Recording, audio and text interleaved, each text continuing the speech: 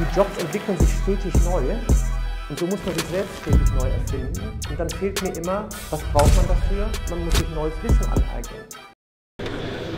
Okay, so the next person on the stage is someone I think probably everyone in my generation knows, at least if they had to take some math classes in school. I think he helps many people in my generation to solve their issues and in general to go through high school. And yeah, so the next person on this stage will be Daniel Jung.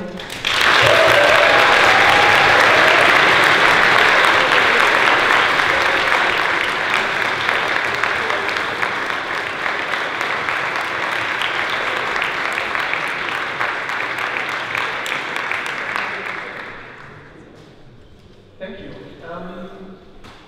On the way to this lovely place, I watched when I was last year.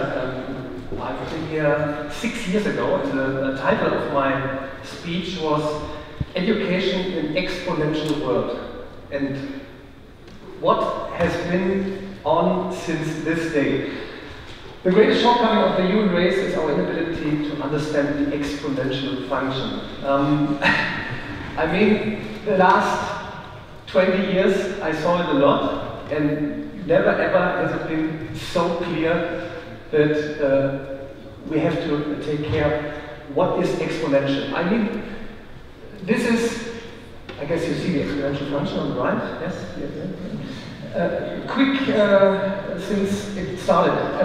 Around 1950, the computer came along. It was Konrad Zuse. A big computer, it could store one picture from today. Fast forward with Moore's law, every 18 to 24 months the speed doubles, the costs shrink down. The internet around 1995 gave us the community to connect us with all our data. The smartphone in 2007, when it came along, it was not dependent on the computer that we are connected. Everyone could share the data, and social media finally gave us the possibility to every day train the AIs. I mean, AI is not new. You know it, you are, I don't know, here's my cat. I take a picture of it and you label it. The cat is laughing, I don't know. The machine learning was in 2010 up to 2020, around all this what happened, and finally in 2022 ChatGPT came along and it changes everything now. My exponential way was, I mean, this is the laugh I get always. Then again, it's much more assets than all the plastic surgeons and gyms put together. The picture on the right is not created by me, it's created by mother.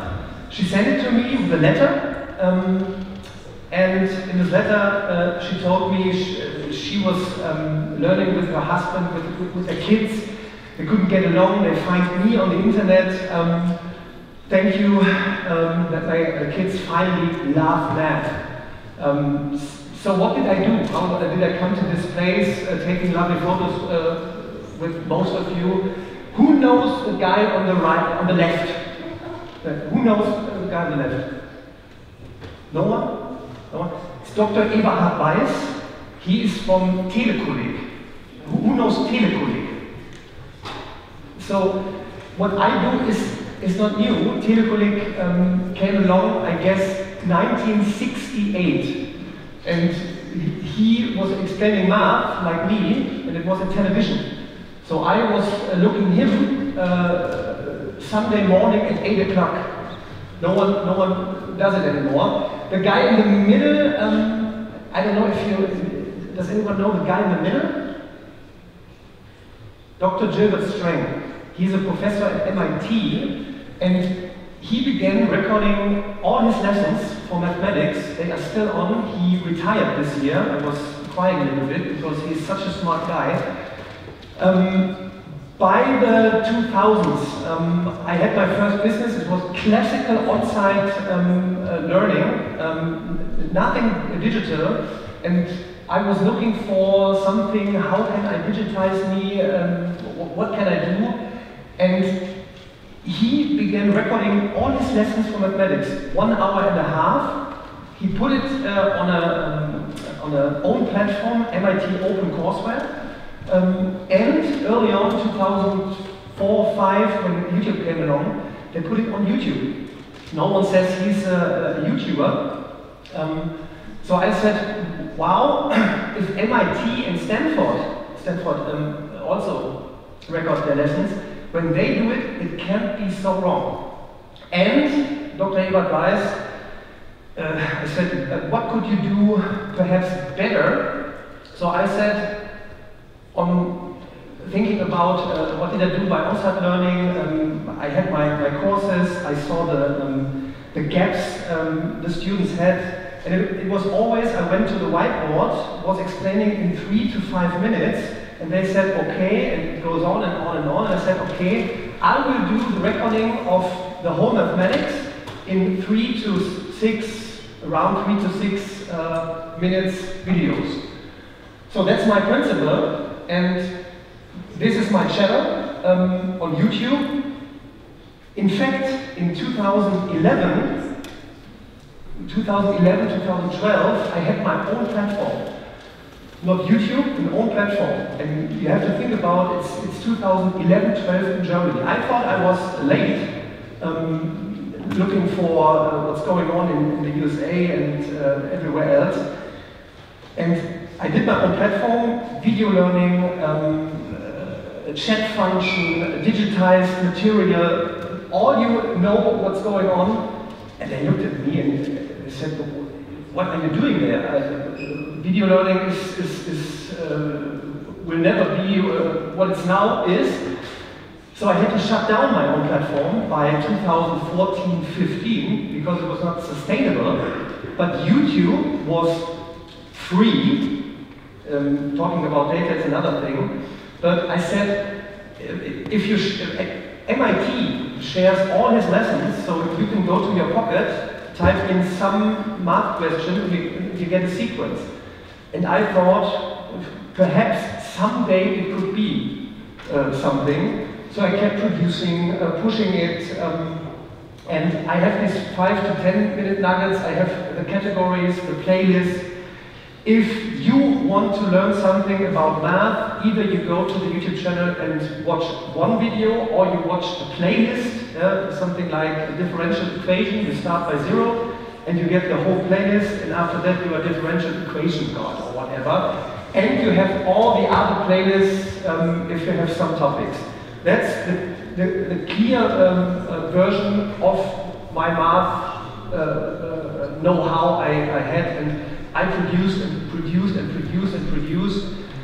And just to give you a hint what is now possible, before I talk about AI later on, the chess exponential story is, I don't know if you know the story, the inventor of the chessboard said to, it was a king in, I think it was India, what do you want to have for inventing it? He said, give me 1 rice corn for the first field and then double it every field. And the amount of rice corns in the last field, the 64th field, give it to me. And that's where we have a problem. At the first step, I hope you see it, 1, 2, 4, 8, it's just linear. And when it gets bigger and bigger, we can't imagine what it is. And the line, the linear line, is how we are thinking. And this is the problem we now have, because you see it here after 9, 10, 11 steps. We are just by 2024, and you can imagine at the 64th field, you are at the 2 power of 63 rice corns.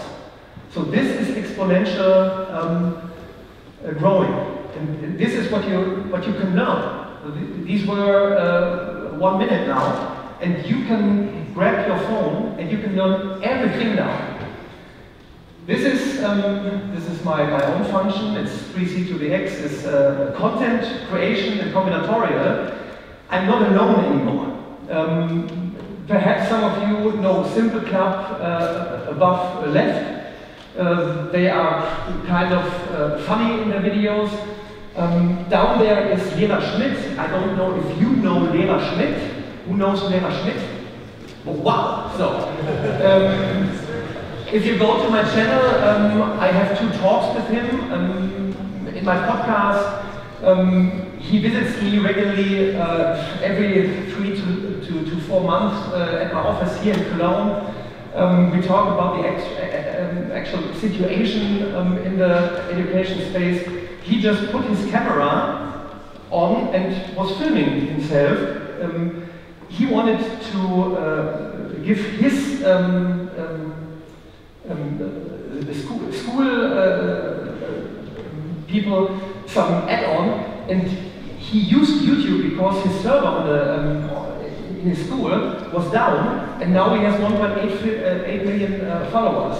On the right there is 3 blue, 1 brown. 3 blue, 1 brown. He has very animated stuff. If you go to his channel, he formerly worked at Khan Academy. Perhaps who knows Khan Academy? That's my regular question. Some more, I will get back to it later. These are just 3 creators for mathematics. I mean, imagine if you want to learn something, and with all the debates on AI and digitization, you can grab your phone, and if you are able to just focus on what you want to learn, you have access to everything.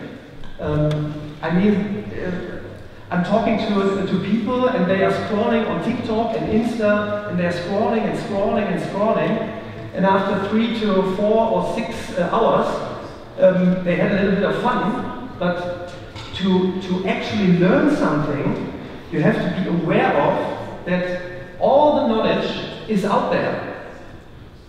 So this could be exponential learning effects.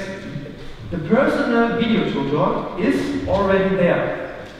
We don't have to wait on AI, because your personal video tutor, you can get it on your phone.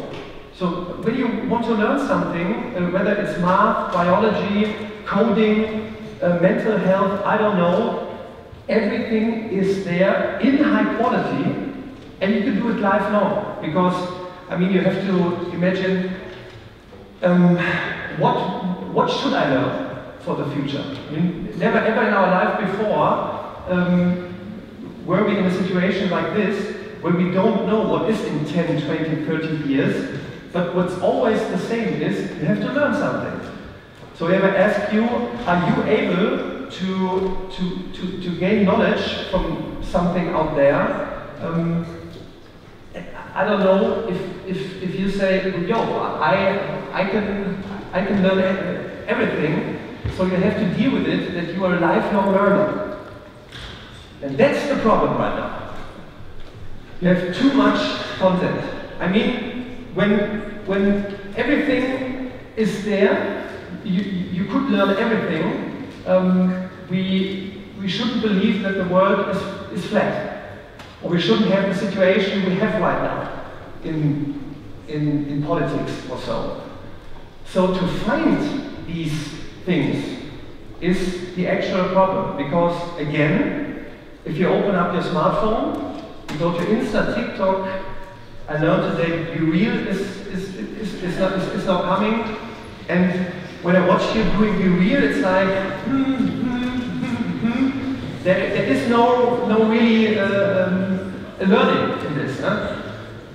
And that's where I thought, how can I solve it? And I talked about it in my book in 2020. My first book came out in March 2020, where I had all the fine graphics, you know. What is AI? Where's machine learning? Where is deep learning? And I said, okay, I went to investors and said, I have an idea. I want to create something with AI to find all the knowledge personalized on you by labeling the data with actually humans. In 2018, I launched a platform, you can go to it if you don't know it, mathefragen.de. The mathefragen.de, you type in a math question and a tutor helps you for free. The community is there, you can go on it right now, and on this I wanted to build it, and I wanted to give it for free to everyone so you can learn, and on top of this I wanted to create something for B2B that when you are in a company and you have to learn lifelong, the company pays it. So I sat in front of the investors, I told everyone what I wanted to do, and every investor said, you have to monetize the videos, you have to do 10 to 15 bucks a month, then you get the people in and you build it up. And I said, but that's not a sustainable business. I mean, I come from mathematics, I do the math, I know if from 1 million followers, 10% get into the app, 10% of that pay me 10 to 15 bucks, I can do the math. But if you look somewhere in the future, this wouldn't last. So I said no to all the investors, and finally in 2022, and now we are in the game, 2 months before ChatGPT came out, I closed an investment in Baden-Württemberg for a research study in AI, so we call it. So, and that's the thing that came out. It's a prototype. It was a combination of a German AI startup, which really has an AI, a semantic AI. Semantic, it's word-based. You have trillions of papers. You run it through the AI. It's called Things Thinking, the company, and their AI is called Samantha. HDM Stuttgart, Hochschule der Medien Stuttgart was in it, and a neuroscientist. We developed a prototype, and you can test it also. He's now implemented in mathefragen.de, so you can type in a question. Said here, what is a fraction? You can type it in, I guess, 120 languages, and it guides you to the right point on my videos. So you have to imagine now, what is the deal with it? If I want to learn something, and either you use ChatGPT, who is creating something, I don't know how it's trained, whether you get to the right sequence on my video and learn it. And that's how I think you can use AI right now. It's based on the semantic AI, all the videos are transcribed, it runs through an engine, then you get to the right point, and with the helpers from mathefragen.de, you can label it if it was good or not. And this you can project on every topic, with every videos, whatever you need. And that is how I think you could use AI, because before the super AI will come along and you create your own tutor for it, that's how we can solve the 2 sigma problem. The 2 sigma problem, I don't know if you're familiar with the 2 sigma problem. Above right, you see if you do the testing with the classical learning, and you measure the points you get this very nice curve. It's the Gauss curve, if you don't know it, the Normalverteilung. If you train the people not with the classical standard education, how's it going right now, if you do it with mastery learning, and you can do mastery learning that you really understand something with technology from the past 20 years, you upfront it by 1 standard deviation. If you train every one of you with his own personal tutor, then you upfront it by 2 standard deviations. That's a 2 sigma problem, and you get everyone classical for a master in mathematics, a master in whatever. To get there, this is the guy who is, I guess, one of the most famous people in education right now. Who knows this guy? Does anyone? Who knows Sal Khan? Again, who knows Sal Khan? So, Sal Khan, quick story of Sal Khan. By the end of the 2000s, he coached his cousin in mathematics. Then he programmed a software to help her getting better at math. Then he created videos, uploaded the videos on YouTube, and then he had millions of followers, didn't know what to do, talked to some investors. Bill Gates was, with his foundation, one of the first investors in his Khan Academy. Quick forward, he has 160 million users every month for learning. In this talk, it's, I guess,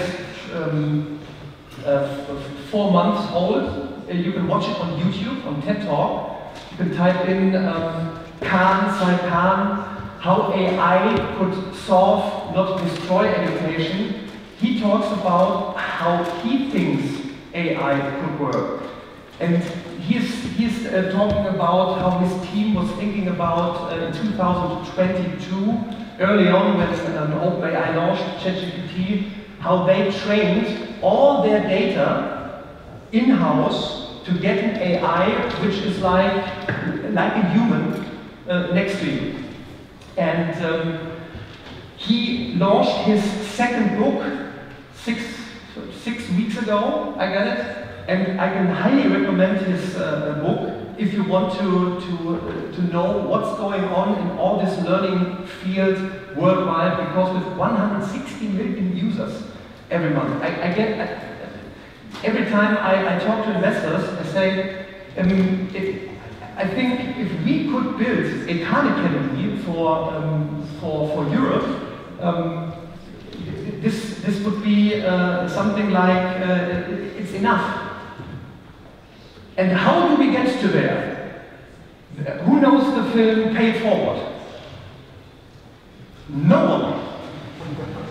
Okay, this is the main character, and I guess you see the exponential function right there. In one scene in Pay It Forward, he says, let's do something like, if I do something good to 3 people, and these 3 people should do something good to again 3 people, and these 3 people should do something good again to 3 people.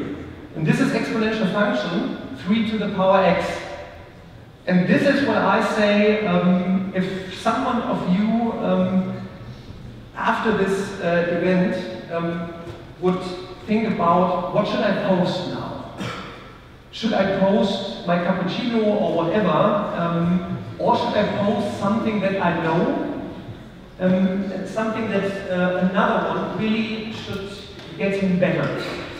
And this is what we need in social media to train all the AIs that are running in behind. We need more content that is helping others to get better in some topics. And this is why I say, please do me a favor. This is what I do with all my channels now.